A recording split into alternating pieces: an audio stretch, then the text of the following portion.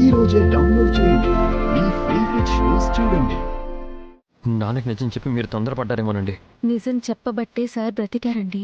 ఆయనలో చలనం వచ్చింది. నాన్న బతకాలండి, అలాగే మీ భవిష్యత్తు కూడా బాగుండాలి. ఇప్పుడు నా భవిష్యత్తుకి ఏమైందండి?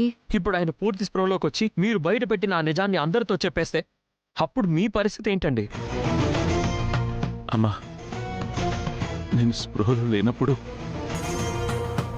నువ్వు నా దగ్గరికి వచ్చావు కదా, అప్పుడు నువ్వు నాతో ఏం చెప్పావో నాతో చెప్పింది వీళ్ళందరికీ చెప్పు. ఇంద్ర చనిపోలేదు, బతికే ఉన్నాడని నువ్వు చెప్పావు కదా. అవును సార్, ఇంద్ర గారు చనిపోలేదు, ప్రాణాలతోనే ఉన్నారు. ఆ తర్వాత చెప్పావు కదా, అది కూడా చెప్పమ్మా.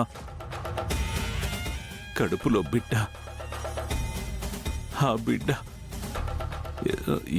ఇంద్ర అని ఏదో అన్నావు కదమ్మా.